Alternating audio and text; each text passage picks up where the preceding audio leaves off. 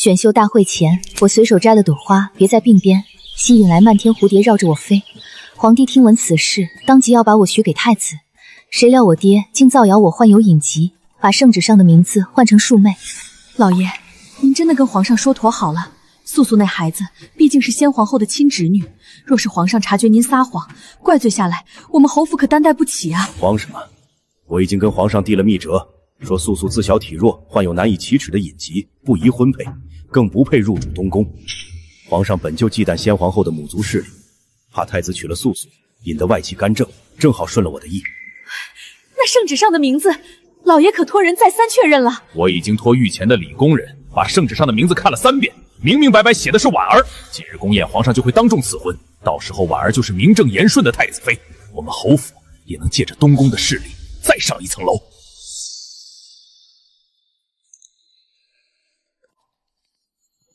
冯远，我母亲在世时以先皇后姐姐的身份为你求来这永宁侯的爵位，保你10年荣华，你就是这么回报她的。为了你的庶女，连亲生女儿的名节都能随手牺牲。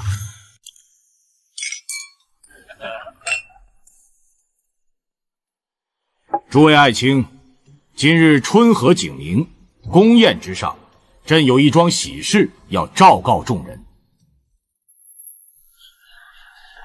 太子已到适婚之龄，朕思虑再三，决定为太子赐婚，选永宁侯府千金为太子正妃，择日完婚。恭喜皇上，恭喜太子殿下！侯府嫡女品貌双全，与太子殿下正是天作之合。是啊，冯大小姐是先皇后亲侄女，身份尊贵，入主东宫再合适不过了。果然，所有人都以为被赐婚的是我。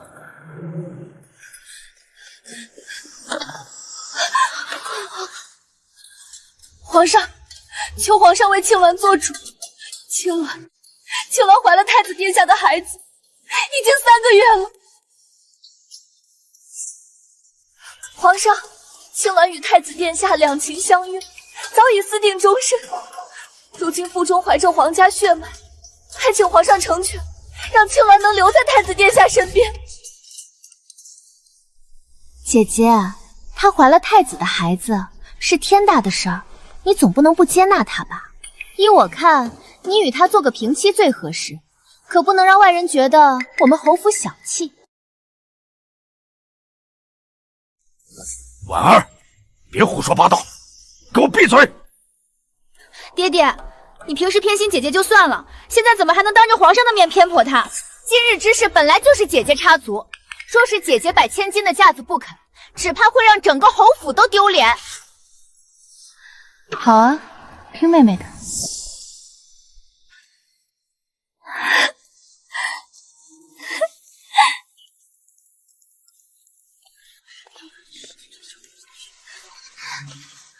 姐姐，虽说让你与青鸾做个平妻，但青鸾好歹比你早一步诞下皇孙，按理来说，你还得叫她一声姐姐呢。姐姐，你可是做小的，怎么能让她在你面前就这样跪着？青鸾不敢，青鸾只求未来的太子妃不要将青鸾赶走。赶走？你肚子里的可是皇孙，谁敢赶你走啊？姐姐快别愣着了，你这样要把青鸾吓坏了。要是她的肚子因为今天的事儿有个什么3长2短，我们整个侯府都是要问罪的呀。且不说她误会了赐婚的人是我，就凭她敢当着满殿文武的面让侯府嫡女认低做小，喊一个丫鬟姐姐，最丢面子的不正是父亲？姐姐怎么不说话了？难不成是不愿意？皇上，您别怪姐姐，姐姐她从小就被宠坏了，人确实高傲了些，但青鸾肚子里可是太子的骨肉，是将来的皇孙。我定会劝劝他，就算再不乐意，也该要为皇家血脉着想的。侯府二小姐说的对，还是皇孙要紧啊！侯府嫡女身份虽尊，但也不能任性妄为，害了皇家血脉。胡说什么？我们侯府千金怎么可能做小？怎么不可能呢？皇上赐婚那是我们侯府的荣幸，而且大家都这样说了，爹爹你还帮着姐姐做什么？依我看，姐姐更应该当众表个态，说愿意好好伺候青鸾，照顾她肚子里的皇孙，这样我们侯府未来才不会遭人闲话呀。谢谢冯二小姐成全。成全什么？婉儿，你给我闭嘴！你知不知道这赐婚是？我知道啊，这赐婚不就是冯玉思的吗？你是想说，就算要成全，也要他这个被选上做太子妃的人成全，是不是？爹爹的意思是，青鸾只是一个丫鬟，就算她日后真生下皇孙，封个侧妃便是了。她怎么能和我们侯府千金平起平坐呢？你听爹爹的，快别说了。是啊，你快听爹爹的，别胡说，乖乖坐好，等皇上赐婚。娘，我怎么就胡说了？这些年你和爹爹偏心姐姐，我可以理解，可这可是关乎到太子子嗣啊！你们就因为姐姐是嫡女就这么护着她？可太子的孩子难道不比她的身份更重要吗？青鸾好歹怀着龙子龙孙，凭什么要委屈她做个侧妃？我曾经也以为父亲是偏心我的。好酸啊！你们都尝过了，确定给素素的都是酸的，给婉儿的都是甜的。婉儿嘴刁，必须要让她吃得高兴才好。回侯爷，都确认好了。对了，明日给素素和婉儿做的新衣裳，也记得把价格换一换，真正贵的要给到婉儿手里，懂了吗？姐姐，母亲都能接纳我娘了，你为何不能接纳青鸾？再说，太子都要有孩子了，他还愿意娶你做平妻，那已经是我们侯府烧高香了。你若是再执拗下去，让别人如何看待我们侯府啊？皇家血脉自然重要，但你们侯府真愿意接纳一个丫鬟做太子的平妻？姐姐不是一向标榜自己知书达理吗？若是她为了自己刁难一个丫鬟，那未免太小气了。素素，你怎么能看着妹妹在这里胡说八道，还不赶紧劝劝她？劝什么？我倒觉得妹妹说的对，我们侯府定是不能因为身份之别就委屈了太子的骨肉啊。侯府生的千金果然深明大义，能为皇家血脉着想，实在难得。冯家教女有方，将来必是贤良淑德的太子妃。诸位大人谬赞了，这都是姐姐的功劳。姐姐能够如此大度，婉儿也很是欣慰。多谢未来的太子妃成全，青鸾日后定会好好侍奉你，绝不敢有半点僭越之心。青鸾，你这是做什么？你肚子里可是太子的孩子，怎么能行此大礼？万一伤了身子，我姐姐可担待不起。姐姐，我还有几句话要和你说。你既然答应了接纳青鸾，那就得做得彻底一些。妹妹请讲。大婚之日，你的花轿和迎亲队伍还是换成小一些的吧，最好就是姐姐你自己走进去，可别惊扰了青鸾肚子里的孩子。虽然答应做平妻，但好歹是侯府千金，是不是有些不合礼数了？这要是传出去，侯府千金以后在宫里恐怕连头也抬不起来。你妹妹胡闹，你也跟着胡闹！你赶紧把妹妹带回去，然后跪在祠堂等我回来。妹妹说的对，这些都是侯府该做的。还有啊，新婚之夜你得好好伺候青鸾，太子定然是要先去他房里的，你可不能吃醋闹事。不仅如此，你还得亲自给他铺床，给他倒水，照顾他歇息，这样太子才能看到你的大度，日后也才会对你好一些。妹妹说的极是，青鸾是东宫功臣，自然不能让他受半点委屈。今日那么多人在这里看着，侯府绝不会食言的。既然侯府如此深明大义，那朕便约了，即日起侯府千金将与青鸾平妻，侍奉太子。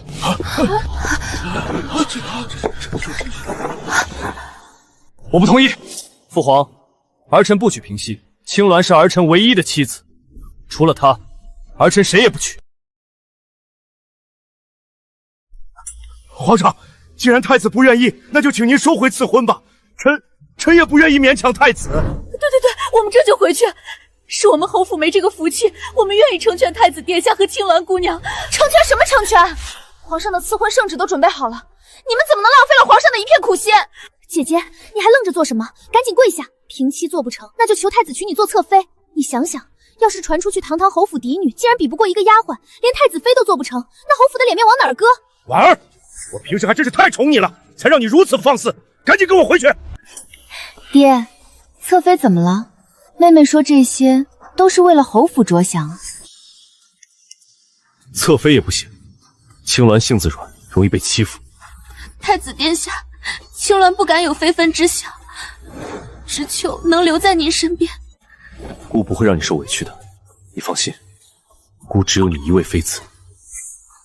既然太子连个侧妃之位都不愿意给侯府，那我们还是走吧。走什么走？姐姐，你怎么这么不懂事？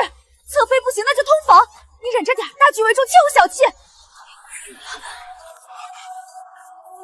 爹，其实能做太子的通房也不是一件坏事。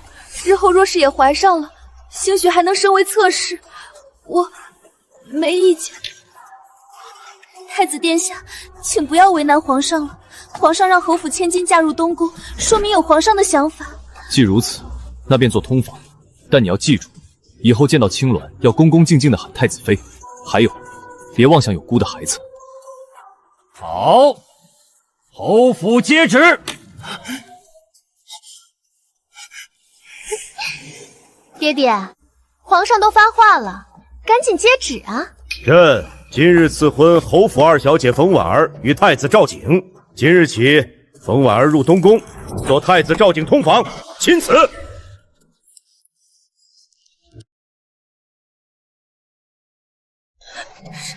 什么？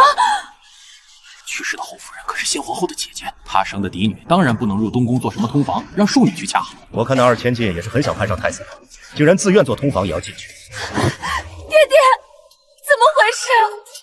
皇上赐婚不应该是冯玉素吗？怎么会是我？妹妹，你不是说做太子通房也是我们侯府的荣耀吗？你不高兴吗？不过妹妹，你这般大度和为太子着想，日后一定有机会得到太子青睐的。就是可惜了，爹和姨娘为你准备了那么多的嫁妆，怕是都不能带了。毕竟通房住的地方，怕是没那么多位置。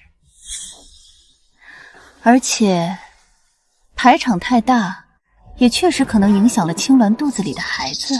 青鸾没有双亲送嫁，你一个通房凭什么有？迎亲队伍什么的都免了，今日起直接住进来东宫的偏房吧。以后青鸾说什么，你都得听她的。他不就是一个洗脚液？我可是侯府千金，凭什么我做小，他做大？洗脚婢，你这是嫌命长。爹爹，我不想去，爹爹，你救救我啊！老爷，我就婉儿一个女儿，她怎么能去做通房？怎么能去伺候一个丫鬟呀？更何况她现在还得罪了太子殿下，这能怪我吗？我早就让婉儿别说了，可她……冯婉儿，你既然是个如此心机歹毒之人，你给姑听好了，就算你入了东宫做通房，没姑的允许，你一辈子也不能离开房门半步，否则姑还不知道你会怎么陷害青鸾呢。来人，将冯婉儿偏房的门窗都给我钉紧了，若是让姑看到她出来害青鸾，格杀勿论。姐姐，你也是侯府千金，不如这个机会我让给你好不好？姐姐的亲娘都不在，可我的亲娘还在，我还想好好孝顺我的亲娘啊！冯婉儿，圣旨上可是你的名字，你让我替你，那便是让我与你一起违抗圣旨，是要诛九族的。你当真要整个侯府上下都为你陪葬吗？皇上，圣旨已下，臣不敢违抗，臣定会让婉儿好好入东宫，绝不让她再胡言乱语。娘，青鸾姑娘，不，太子妃娘娘，我知道你和太子殿下情深义烈，求求你，看在臣女刚才为您说话的份上，让皇上收回正旨吧。臣女愿祝福您和太子殿下一生一世一双人啊！凤儿小姐，你在做什么？我知道让你做个通房委屈了，可你也不能想谋害我肚子里的皇孙啊！放肆！竟然敢当着姑的面伤害她！你别以为姑的孩子没了你就能上位了，做梦！我没有，我只是想求求太子妃娘娘。冯婉儿，提出要做太子通床的人是你，朕念在你为大局着想的份上，不与你计较。但若有下次，便按后宫律法处退朝。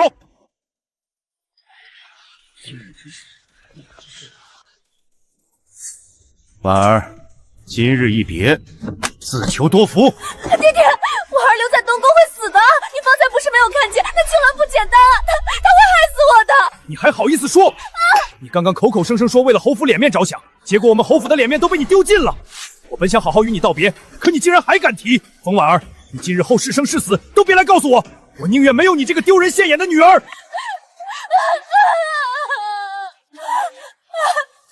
爹，娘，你们不能丢下我！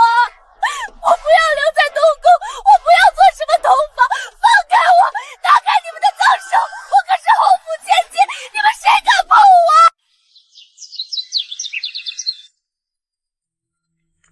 老爷，您可算回来了。户部尚书谢大人正在前厅等着您呢，说有要事求见。户部尚书谢大人，这个时辰他来做什么？哈哈，侯爷，你可算回来了。下官冒昧登门叨扰了。谢大人客气了。不知谢大人今日登门有何要事？快，里面请，奉茶。侯爷，今日宫宴上发生的事，下官都看在眼里。令闺女冯大小姐面对那般局面，依旧冷静应对，不卑不亢，通透豁达，实在是难得，实在是令人佩服。冯小姐，下官有一子，名唤谢承川，今年20有2，尚未婚配，在朝中任翰林院编修。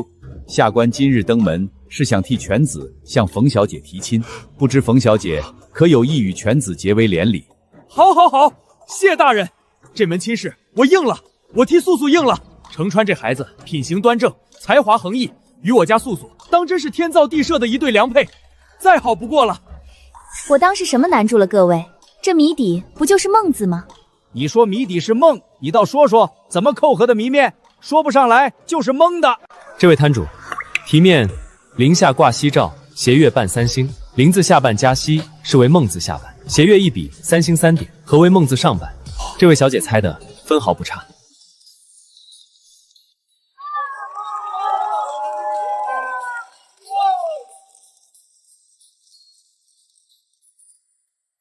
多谢公子出手相助，小女冯玉素，不知公子高姓大名？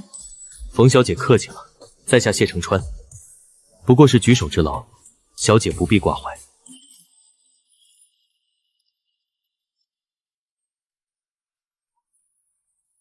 好，侯爷果然爽快，那我们就说定了。下官回去这让钦天君择个吉日，择日便让承川备上3书6礼，上门提亲。好，好，好，都听谢大人的，快里面请，我们进去详谈。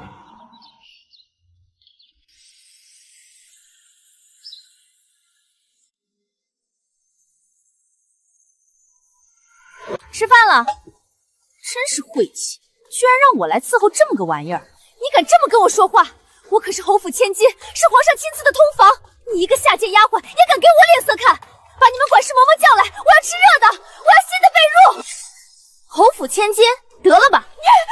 太子殿下说了，你就是个伺候太子妃娘娘的下人，连我们这些宫女都不如，有冷饭给你吃就不错了。冯二小姐，哦不，现在该叫你冯通房了。听说你对我给你安排的吃食和被褥不满意？青鸾，你这个贱婢，是你害我，都是你害我！你给我等着，我不会放过你的！我害你？冯婉儿，你是不是忘了，今日在大殿上逼肘府千金给我做小的人可是你自己？现在这些都应验在你自己身上，怎么反倒怪起我来了？要怪就怪你自己太蠢太嫉妒，自己挖了个坑把自己埋了。你这个贱婢，你给我等着，我爹爹不会放过你的，我今天不放过你的，你们都给我等着！哦，你说你只与姐姐冯玉思，忘了告诉你了，我刚收到消息，户部尚书谢大人已经亲自登门，替他的嫡长子谢承春向你姐姐提亲了。谢承川啊，那可是京城有名的青年才俊，前途无量。你姐姐啊，马上就要嫁给谢公子，做堂堂正正的尚书府少夫人，风风光光，不像你，只能被困在这个暗无天日的偏房里，做个连丫鬟都不如的通房，一辈子都出不去。既然他不喜欢吃冷饭，那就别给他送了。太子殿下说了，他要是不老实，就饿着他。什么时候学乖了，什么时候再给饭吃。是，太子妃娘娘。冯玉思，你凭什么？凭什么你能嫁给谢承昭，风风光光做少夫人，而我只能被困在这里，做什么通房？凭什么？我不甘心，我不甘心！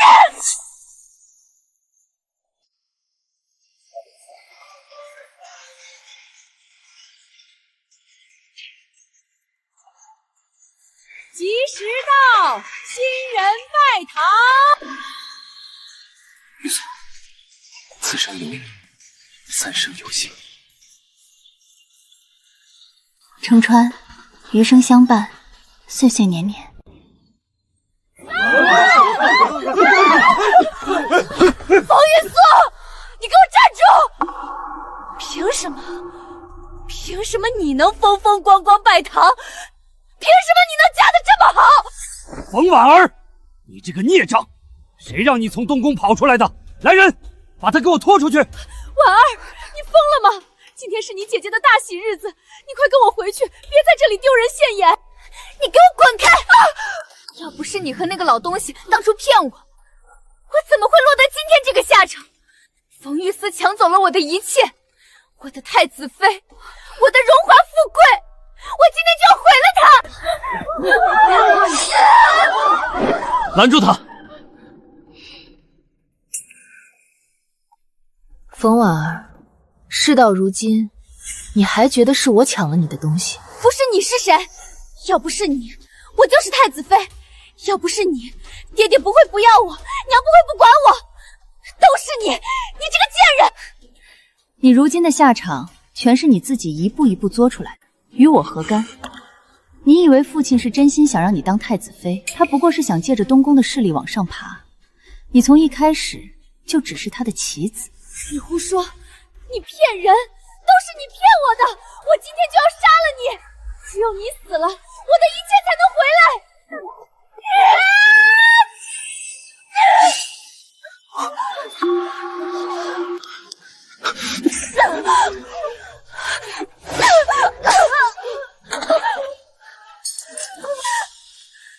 要杀了你，冯玉思，我们一起死！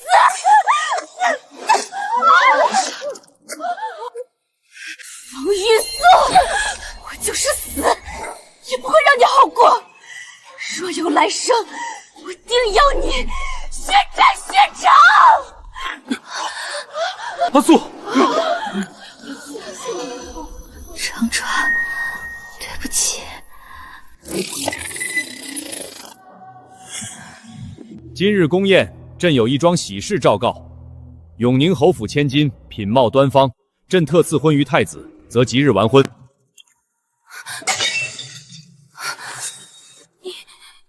你也回来了，妹妹这话姐姐怎么听不懂？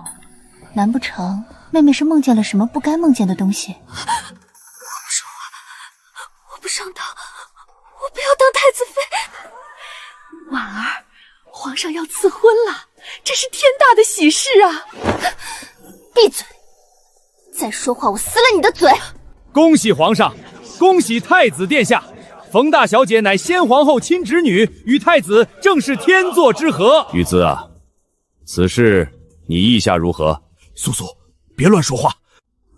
皇上，臣女谢皇上隆恩，只是这太子妃之位，臣女万万不敢领受。哦，人人趋之若鹜的太子妃之位，你为何推辞？他竟然推辞了，这怎么行？回皇上，太子乃国之储君，太子妃须担起辅佐储君、开枝散叶的重任。臣女才疏学浅，不堪此任。更何况，臣女若入补东宫，必引朝野议论皇上重用外戚。臣女不愿当欧旨之身，让太子受外戚干政的非议。你倒是通透，能为朝堂大局着想，难得。皇上，求皇上成全。庆鸾怀了太子殿下的孩子，与太子两情相悦，求皇上赐婚。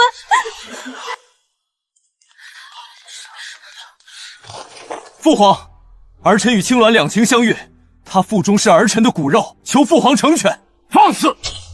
皇家楚天与宫女私相授受，你把皇家颜面都丢尽了。皇上，都是青鸾的错，求皇上不要怪罪太子。青鸾愿以死谢罪，只求保下腹中皇孙。父皇，你要罚就罚儿臣，除了青鸾，儿臣谁也不许。看不见我，千万别提我。婉儿，这是你的大好机会，快说句话呀！你想死别拉着我，闭嘴！冯玉素，朕还是那句话，太子妃的位置是你的，这个宫女朕可以给她侧妃名分，你意下如何？快同意，快同意啊！皇上，臣女方才已经说过，太子与青鸾姑娘两情相悦，更怀有皇孙，臣女万万不敢做拆散有情人的恶人。那你说，这太子妃之位，朕该给谁？总不能让一个宫女做着太子妃吧？回皇上，臣女的庶妹冯婉儿，自小饱读诗书，品貌端方，深明大义，比臣女更适合入主东宫。相信她一定会善待青鸾姑娘与腹中皇孙，臣女愿以性命担保，舍妹定能担起太子妃的重任。冯玉素，你胡说八道什么？原来冯大小姐是想推庶妹上去，这是给皇上递台阶呢。哦，冯婉儿，你姐姐说你品貌端方，深明大义，适合做太子妃。皇上，臣女不配，臣女愚笨鲁莽，大字不识几个，根本不是当太子妃的料，求皇上明察，万万不要赐婚给臣女。哦，你姐姐说你饱读诗书，深明大义，你却说自己不配，难不成你姐姐是在欺君？不是的，皇上，姐姐没有欺君，是臣妾真的担不起，求皇上收回成命。妹妹，前世你哭着喊着要当这个太子妃，怎么这一世送到面前，你反而不要了？你这个贱人！你明知道东宫是火坑，明知道我前世生不如死，还把我推进去。火坑也是你前世自己哭着跳的，现在你当众抗旨，是想让整个侯府都给你陪葬吗？皇上，舍妹只是太过谦虚，一时受宠若惊，失了分寸，还望皇上恕罪。妹妹，快起来，皇上在此，怎可如此失仪？你平日里和我说的那些话，怎么到了皇上面前反而不敢说了？我什么时候和你说过话了？哦，他平日里和你说了什么？你说来听听。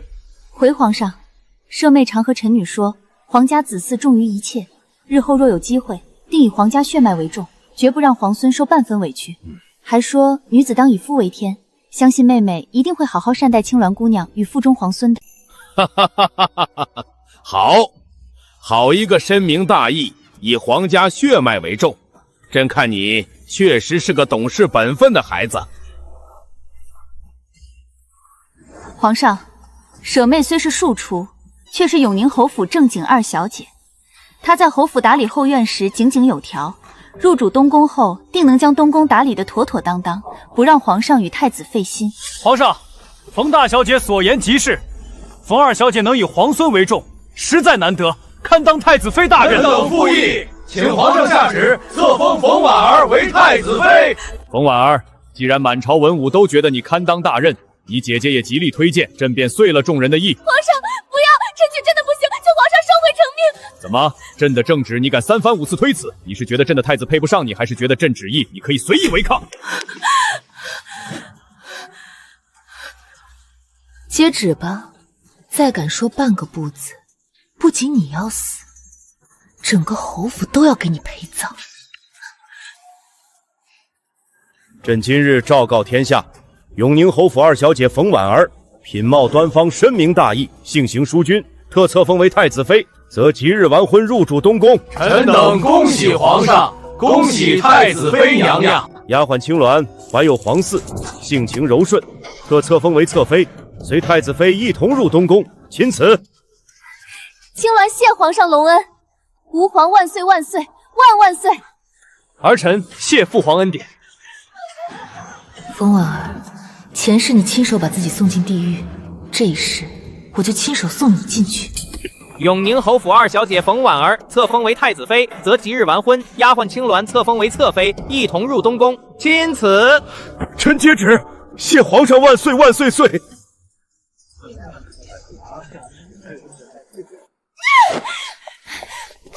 怎么，妹妹刚当上太子妃，就想在皇宫里动手打人？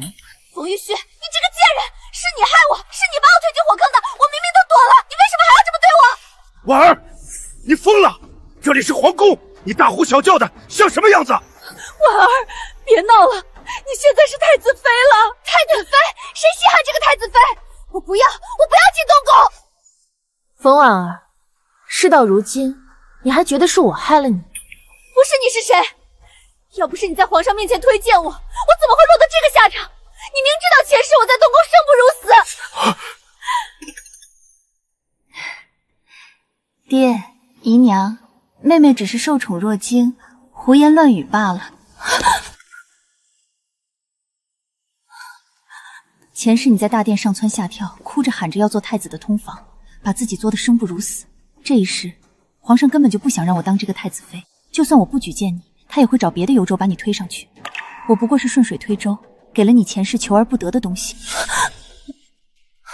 够了，都别吵了。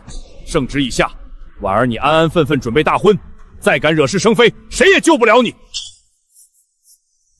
妹妹，好好准备你的大婚吧，往后在东宫安分守己，别再来惹我，不然我不介意让你知道比前世更可怕的是什么。冯御史，你给我等着！我就算进了东宫，也绝不会放过你！小姐，那太子妃的位置，多少人求都求不来，您怎么就推给二妹妹了？东宫看似繁花似锦，实则是吃人的火坑。太子昏聩，皇帝忌惮外戚，还有个心机深沉的青鸾在侧，我进去只会是众矢之的。华春，你去帮我查一件事，查青鸾的底细，他什么时候进的宫，家里是什么人，过往经历越详细越好。是，奴婢这就去办。冯婉儿，钱是你欠我的，这一世我会连本带利一笔一笔全都讨回来。谢大人今日登门，真是让寒舍蓬荜生辉啊！快请喝茶。哈哈哈，侯爷客气了。下官今日冒昧登门，是有一桩喜事要和侯爷商议。谢大人请讲。侯爷，实不相瞒，犬子程川对令千金倾心已久，今日下官登门就是诚心诚意替犬子向侯爷求娶玉树小姐，不知侯爷意下如何？愿意，当然愿意。谢大人，这门亲事是素素的福气。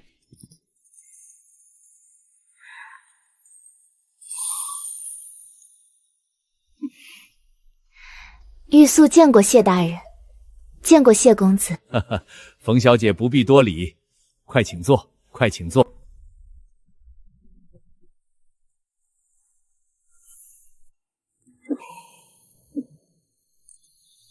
哈哈哈哈！侯爷，你看这两个孩子，郎才女貌，当真是天造地设的一对呀！是啊，是啊，哈哈，谢大人说的对。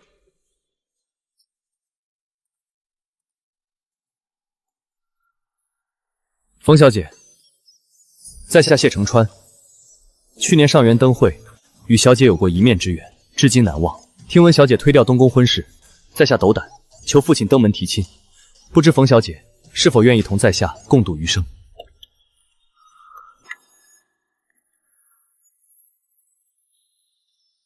谢公子，我愿意。多谢玉素小姐，此生我定不负你。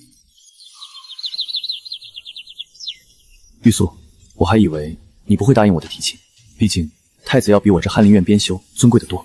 谢公子说笑了，太子妃的位置看着尊贵，实则是个火坑，我避之不及。更何况，比起东宫的荣华富贵，我更想要的是一生一世一双人，是真心相待，是安稳度日。玉素，你放心，我谢承川此生定只娶你一人，绝无二心。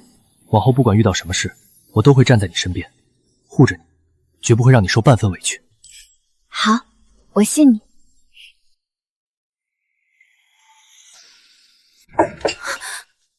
小姐，您从早上到现在一口东西都没吃，奴婢给您炖了冰糖燕窝，您多少用一口吧。滚！都给我滚出去！再敢进来聒噪，我打折你的腿！慌慌张张的做什么？小姐呢？回姨娘，小姐在屋里摔了好些东西，谁都不让进。奴婢劝了两句，小姐就发了好大的脾气。行了，你下去吧，我来跟她说。婉儿，这是做什么？大好的日子，摔这些东西做什么？好日子？我能有什么好日子？难不成皇上收回成命，废了我这个太子妃了？你这孩子净说胡话！太子妃之位是天大的福气，多少人求都求不来，怎么能说废就废？我跟你说个天大的好消息。什么消息？刚才管家从前厅过来，说户部尚书谢大人带着他的儿子谢承川亲自登门了，来提亲的，向冯玉树那个丫头提亲的。谢承成，他来做什么？还能做什么？向冯玉素那个丫头提亲的。他冯玉素放着太子妃的位置不要，到头来也只能嫁个翰林院的编修。而你是皇上亲封的太子正妃，未来的国母皇后。他冯玉素日后见了你，也得规规矩矩的向你磕头行礼。咱娘俩忍了这么多年，现在终于把他踩在脚底下了。往后整个侯府都要仰仗你的鼻息生活，看谁还敢说你是庶出，瞧不起咱们娘俩。福气，你管这叫福气？你到底是蠢还是瞎呀？婉儿，你这是怎么了？好好的怎么发这么大动？东宫是什么地方？那是吃人的龙潭虎穴，是地狱。你以为我当了这个太子妃就能顺顺利利当皇后？青鸾看着柔柔弱弱，实则一肚子坏水。我进了东宫，迟早被他搓磨死，落得个生不如死的下场。婉儿，你别胡思乱想了。就算太子现在宠着青鸾，可你是名正言顺的太子正妃，他一个侧妃还能翻了天去？名正言顺，在赵景眼里，我连青鸾的一根头发都比不上。这太子妃的位置根本就是冯玉素给我挖的坑。坑？这怎么能是坑呢？这可是多少人求都求不来。他自己不想跳这个火坑，就把我推出来当替死鬼。他倒好，转头就要风风光光嫁给谢承川，去过他的安稳日子了。凭什么？我不好过，他冯玉氏也别想好过。他想风风光光嫁人，不可能。婉儿，你想做什么？你可别胡来啊！你马上就要大婚了，要是出了岔子可怎么得了？大婚？我就算要跳进东宫这个火坑，也要先毁了冯玉素的婚事。她不是想嫁谢成宇吗？我偏让她嫁不成。可是冯玉素那丫头精明得很，万一……没有万一。娘，你到底是帮我还是帮她？你这辈子被他娘压了一辈子，难道就不想看着他女儿身败名裂，被人踩在脚下？好，娘帮你，你想怎么做，娘都陪着你。娘这辈子就你一个女儿，绝不能让你受了委屈。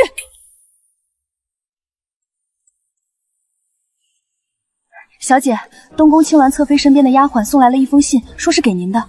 扔了，我不想看那个贱人的东西。小姐，那丫鬟说这信能帮您毁了大小姐的婚事，让您出了这口恶气。对，毁了她的脸，只要她的脸毁了，谢承川就不会娶她了，她就会和我一样生不如死。你去告诉青鸾的丫鬟，这件事我答应了，让她把东西尽快给我送过来。事成之后，我绝不会亏待她。是，小姐。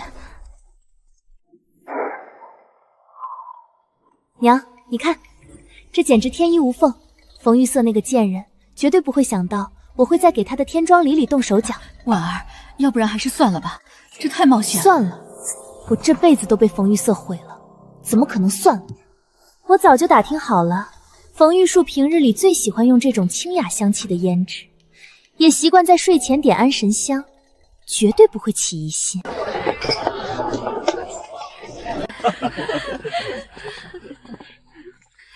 见过太子妃娘娘。各位不必多礼，今日是我姐姐的天庄宴，我只是来给姐姐送天庄礼的，不必拘礼。妹妹来了，快坐。姐姐，之前是妹妹不懂事，多有冒犯，还望姐姐恕罪。再过几日姐姐就要大婚了，妹妹没什么好送的，特意给姐姐准备了一盒江南进贡的胭脂，还有一盒安神香，算是妹妹的一点心意，还望姐姐不要嫌弃。二小姐真是有心了，和姐姐的感情真好。是啊，这胭脂可是江南贡品，有钱都买不到呢。是啊是啊，我们婉儿为了给素素准备这份天庄礼，可是费了不少心思呢。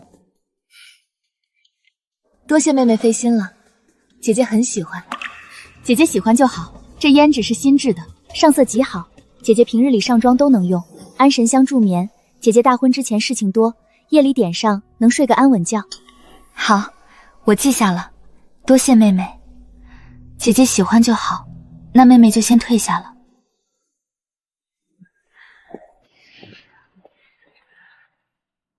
冯玉素，等着吧，7日之后，你的脸就会彻底烂掉。我看你还怎么嫁给谢承川，我看你还怎么风光。小姐，这胭脂和安神香是二小姐送的，她安的什么心您还不清楚吗？这东西可千万不能用啊！我当然知道她安的什么心。小姐，那您刚才为什么还要收下呀？我要是不收下，她怎么会甘心？怎么会露出马脚？华春，你去把这胭脂和安神香送到谢公子那里去，让他找太医院的院正好好查验一下，看看里面到底加了什么东西，把查验的凭证留好。原来是这样，小姐您真是太聪明了，奴婢这就去办。还有，你去安排一下，从今天起，对外就说我用了这胭脂之后皮肤泛红，起了疹子，夜里也睡不好，整日闭门不出，连谢公子那里也暂时不见。是，小姐是想将计就计，引二小姐得意忘形，露出马脚，对不对？她不是想毁了我的脸吗？那我就如她所愿，等她得意忘形的时候，就是她自食恶果的时候。是，奴婢这就去安排。冯问儿，前世你害我殒命大婚，这一世我就让你尝尝搬起石头砸自己的脚是什么滋味。婉儿，还是你厉害，这下冯玉字那个丫头再也没法在你面前得意了。那是自然，她想风风光光嫁人，做梦。小姐，大喜啊！怎么了？是不是冯玉四的脸彻底烂了？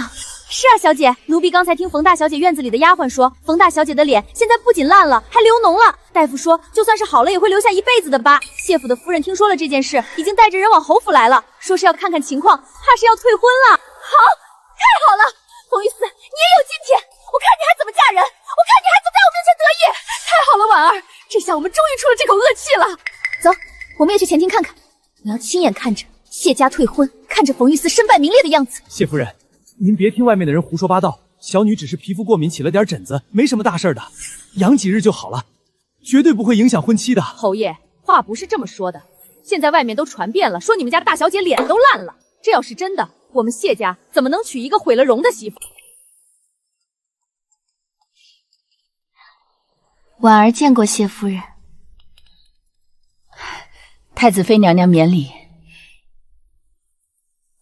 谢夫人，我姐姐的事我也听说了，真是可惜了。我姐姐平日里最爱惜自己的脸了，没想到竟然出了这种事。说起来都怪我，那胭脂是我送给姐姐的。我要是知道会这样，说什么也不会送给姐姐的。什么？那胭脂是你送的？这么说，外面传的都是真的？你姐姐的脸真的毁了？谢夫人，您别生气，我也不是故意的，只是我姐姐现在这个样子，她是真的没办法如期谢公子成婚了。毕竟哪个男子愿意娶一个毁了容的妻子呢？谢夫人，您说对不对？婉儿，你胡说八道什么？还不快给我闭嘴！爹，我说的都是实话啊。姐姐脸都毁了，总不能骗着谢家让谢公子娶一个毁了容的媳妇吧？这不是耽误了谢公子一辈子吗？侯爷，太子妃娘娘说的对，这门婚事我看还是算了吧，我们谢家丢不起这个人。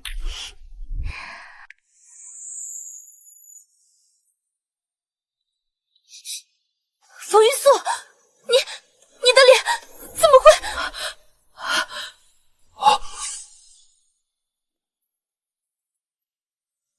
玉素见过谢夫人，让谢夫人跑一趟，还让您担心了，实在是抱歉。玉素，你的脸不是说……这就要问问我的好妹妹了。谢夫人，各位，前几日妹妹给我送了这胭脂和安沉香，我想着是妹妹的心意，很是欢喜。可没想到这胭脂和安沉香里竟然加了违禁的毁容草。这毁容草一旦接触皮肤，便会让人皮肤溃烂，面容尽毁。这种草药刚用的时候看不出异样，用不了几日就会让皮肤泛红溃烂，终生留疤，甚至会伤及五脏六腑。这是太医院院正亲自查验之后写下的文书，上面清清楚楚写着，胭脂和安沉香里含有大量的毁容草成分，足以让人容貌尽毁。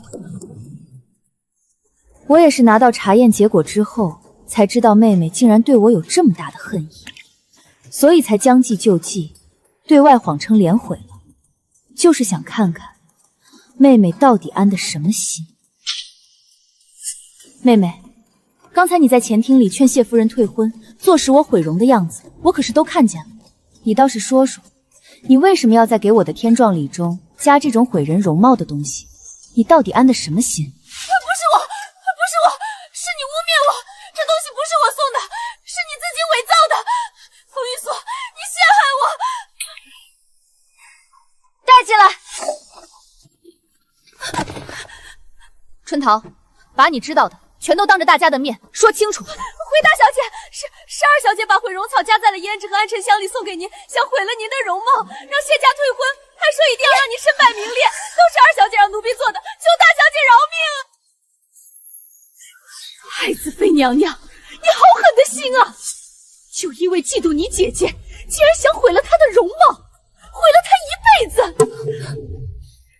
我们谢家差点就上了你的当。你这个孽障，我怎么生了你这么个歹毒的东西？你竟然做出这种事情来，你想毁了我们整个侯府吗？不是我，是青鸾，是他给我的东西，不关我的事。妹妹，你是未来的太子妃，青鸾不过是个侧妃，她让你害人，你就害。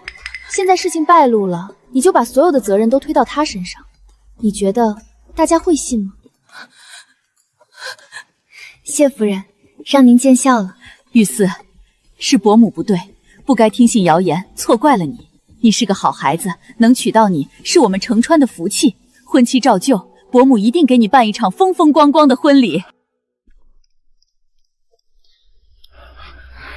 我谢承川此生非冯玉树不娶，不管发生什么事，我都会护着他，绝不会让他受半分委屈。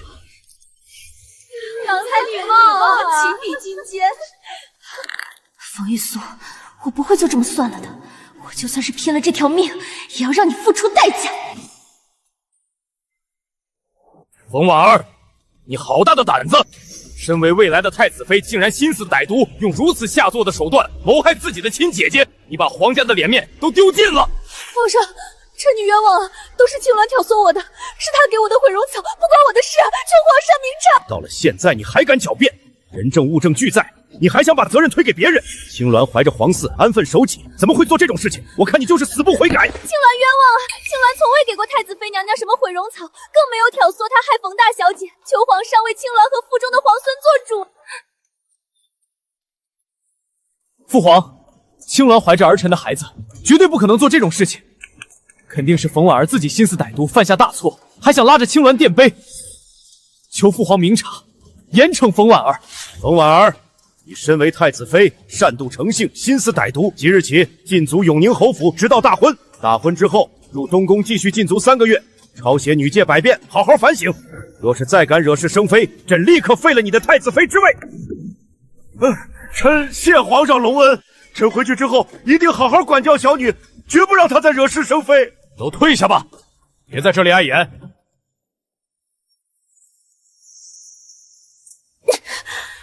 冯玉思，你满意了？你现在开心了？妹妹，这都是你自己选的。你要是不动歪心思害我，也不会落得这个下场。事到如今，你不反省自己，反而来怪我。我怪的就是你！要不是你把我推进东宫这个火坑，我怎么会变成这样？冯玉素，我告诉你，这事儿没完！素素，是爹没教好她，让你受委屈了。爹，你现在说这些没什么意义，你还是好好管管她吧，不然她早晚会把整个侯府都拖下水。玉素，昨天的事委屈你了，还好你早有防备，不然后果不堪设想。我不委屈，冯婉儿是什么性子，我早就知道了。只是我没想到青鸾竟然会挑唆冯婉儿做这种事。程川，我之前让你查的青鸾的底细，你查到了吗？查到了。玉素，事情比我们想象的要复杂的多。青鸾本名叫林婉清，是10年前被你爹陷害，满门抄斩的玉成林文正的独女。原来是他。10年前，林文正担任御史中丞，为官清廉，刚正不阿。他查到你爹在江南盐运使任上贪污巨额公款，勾结盐商，中饱私囊。为了掩盖罪证，你爹还杀了3个举报他的盐商。林文正写了奏折要弹劾你爹，可你爹提前得到了消息，反咬一口，买通了林文正的手下，伪造了林文正通敌叛国的证据，递到了皇上手里。皇上大怒，下旨将林家满门抄斩。林家上下37口人，全都死在了刑场上。当时林婉清只有9岁，被林家的中奴拼死救了出来，从此下落不明。直到3年前，她改名为青鸾，进入皇宫当了宫女，一步步接近太子，才有了今天。所以，她改头换面进入皇宫，接近太子，根本不是为了争宠，是为了报仇。她要报仇的对象不只是冯婉儿，还有整个永宁侯府。是，玉素，她背负着血海深仇，为了报仇，什么事都做得出来。她就是想把侯府的水搅浑，再找机会把你爹当年的罪证捅出去，让整个侯府为林家陪葬。程川，我爹当年害了林家满门，国法会处置他，我不会帮他，也不会替他求情。但是青鸾想要把整个侯府都拖下水，想要害我，那我也绝不会坐以待毙。好，玉思，不管你做什么决定，我都陪你一起。你想怎么做，我都帮你。他想报仇，我不拦着，但他在暗处挑唆冯婉儿和我斗，想坐收俗利，那我就把他拉到明面上，让他的阴谋彻底暴露在阳光之下。程川，你帮我继续查冯远当年的事，以及青鸾这些年的过往，我要把所有的事情都查得清清楚楚。好，我立刻就去办。玉素，你放心，我一定会帮你查得水落石出。娘娘，太子殿下今夜歇在披香殿了。青鸾侧妃那边前人来说，让您早些安息，不必等了。不必等了！我是皇上亲封的太子正妃，他新婚之夜把我扔在喜房，去陪一个卑贱的宫女，他把我当什么了？都是冯玉孙，要不是他把我推到这个火坑里，我何至于受这种委屈？还有青鸾那个贱婢，仗着肚子里的皇孙就骑在我头上，我绝不会放过你们！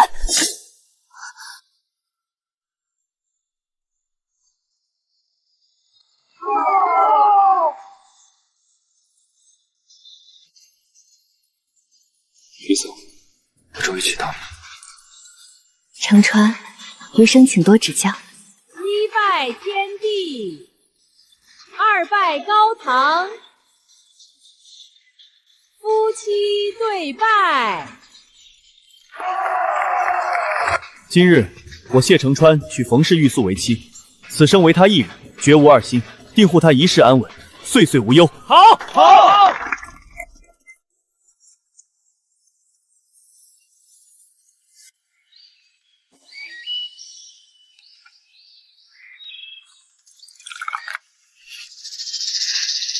太子妃娘娘，您看冯大小姐多风光啊！嫁入尚书府，被谢公子捧在手心里。可您呢？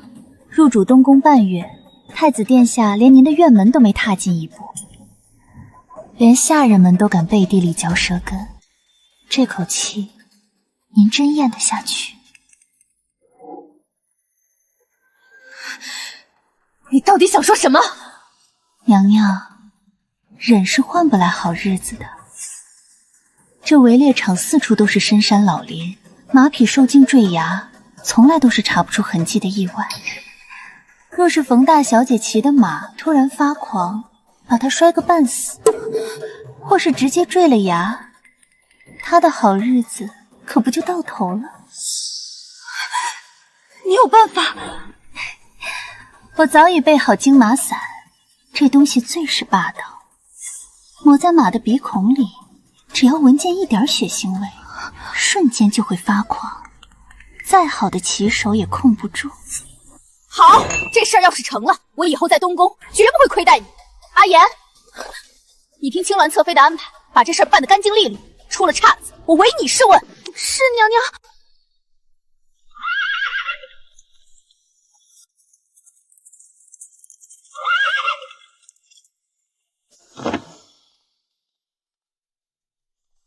玉素，刚刚我看马场里有一匹白马性子温顺，不如我们一起骑上马，去附近的林子里走走散散心。也好，只是山路崎岖，你让马夫先检查一下马鞍缰绳，别出了岔子。好，我这就去。回公子小姐，马匹、马鞍、缰绳都检查过了，没有任何问题。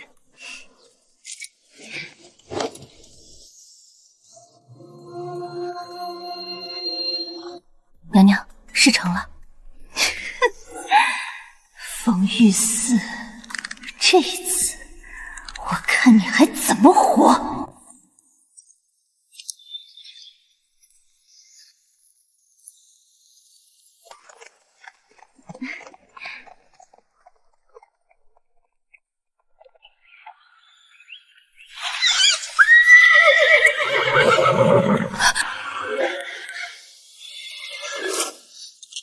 玉素，抓紧缰绳，身子伏地。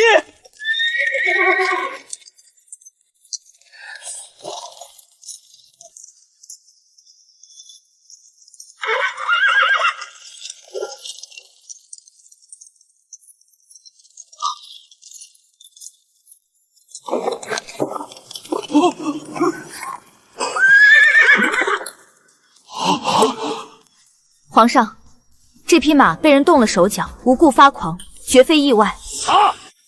立刻给朕彻查！到底是谁敢在皇家围猎场动手脚？查验无误。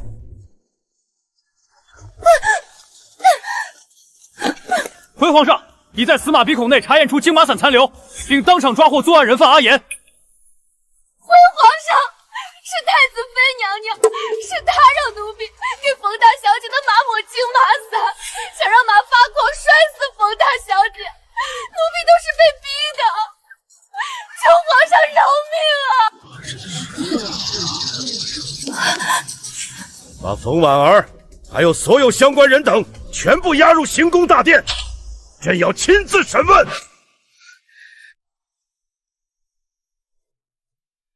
冯婉儿，你好大的胆子，竟敢在皇家围猎场用金马伞谋害命官家眷，还险些惊了朕的御驾，你可知罪？皇上，臣女知罪，但这事不是臣女一个人的主意，是青鸾，都是青鸾害我的，是他给我的金马伞，是他挑唆我做的，不关我的事啊！求皇上明察。放肆！人证物证俱在，你还敢攀扯旁人？上一次你用毁容草害你姐姐，朕念你初犯，只禁足反省，没想到你竟死不悔改，做出这等大逆不道之事。皇上，青鸾冤枉了。青鸾怀着皇嗣，一直安分守己的养胎，怎敢给太子妃娘娘惊马散，挑唆她做这等诛九族的事？定是太子妃娘娘自己嫉恨冯大小姐，犯下滔天大罪，事情败露了，就想拉着臣妾垫背，求皇上为臣妾和腹中的皇孙做主啊！父皇，青鸾怀着儿臣的骨肉，绝不可能做这种伤天害理之事，定是冯婉儿心思歹毒，犯下死罪还想污蔑旁人，求父皇明察，严惩冯婉儿。赵景，你这个眼盲心瞎的蠢货，他一直在利用你，这个女人根本就不对劲，她从一开始接近你就没安好心，她肚子里的孩子也未必就是你的。冯婉儿，你这个毒妇，自己犯下死罪，还敢污蔑皇家血脉，我看你是活腻了。太子殿下，臣妾清清白白，太子妃娘娘这般污蔑臣妾，臣妾活着还有什么意思？够了，冯婉儿，你竟敢污蔑皇嗣，罪加一等！来人，把他拖下去。皇上且慢。冯御赐，你是受害者，有什么话但说无妨。谢皇上。舍妹犯下大错，罪无可诛，臣女绝无半凡为她开脱之意。只是她方才所言，倒让臣女想起了此前的一桩旧事。此前舍妹在天庄里给臣女送加了毁容草的胭脂，臣女事后调查才知，那毁容草并非舍妹所能寻到，背后一直有人挑唆指点，而这个人就是青鸾侧妃。臣女当时便觉得奇怪，一个宫女能一步步爬上东宫侧妃之位，还能轻易拿到宫中禁用的毁容草、金马伞，绝非等闲之辈，便让夫君私下查了查青鸾侧妃的底细。你查到了什么？回皇上，臣女查到，这位青鸾侧妃根本不是普通宫女，这是臣女与夫君查到的户籍底册、内务府的入宫记录，还有10年前御史中丞林文正大人旧案的相关卷宗。皇上一看便知，青鸾侧妃的本名叫林婉清，是10年前被构陷满门抄斩的林文正大人的独女。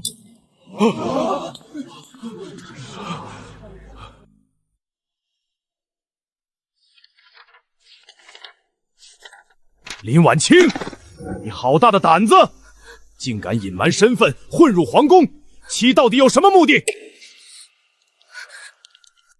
皇上，您听到了，他就是个骗子，他接近太子就是为了报仇，都是他挑唆我的。报仇？没错，我就是林文正的女儿林婉清。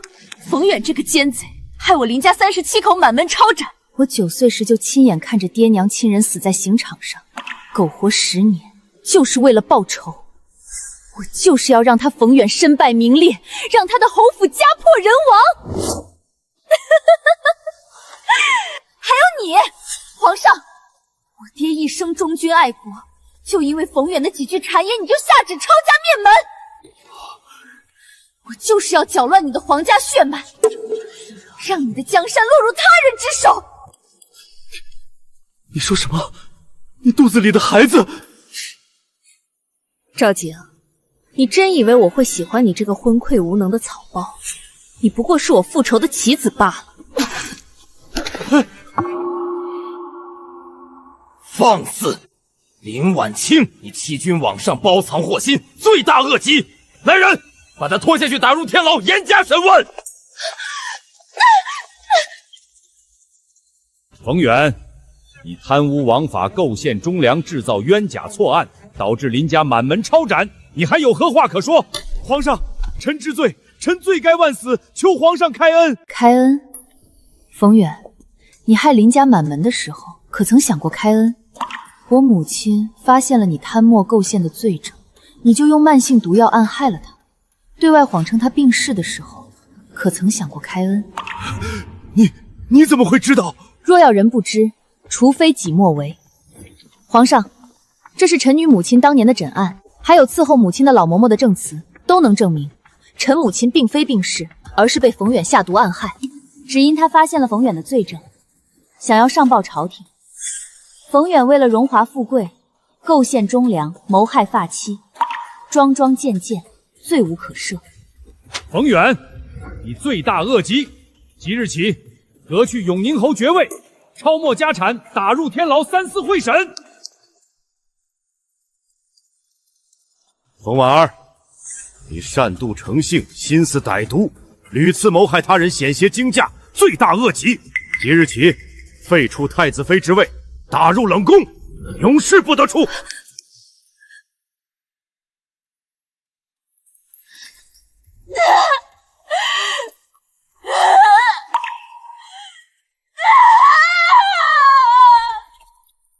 一切都结束了。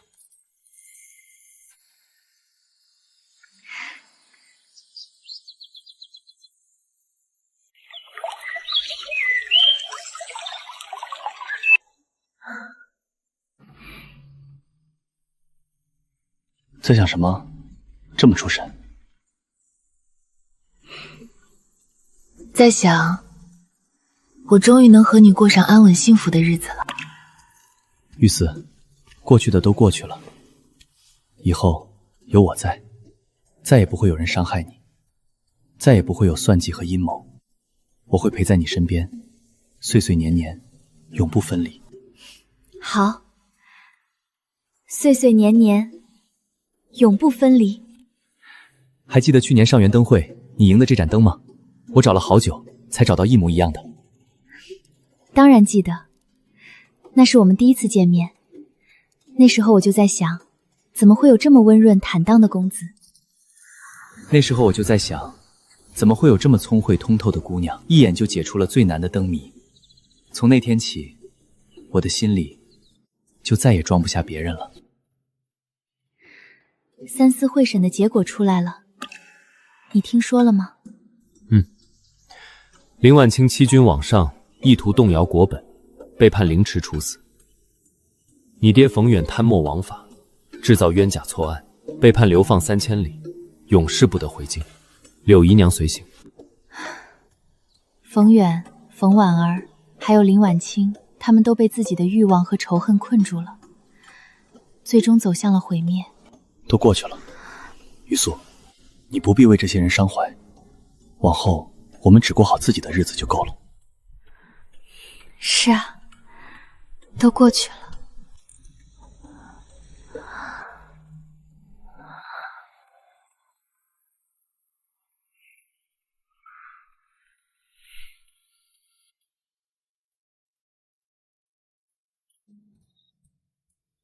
往后余生，平安喜乐，岁岁年年。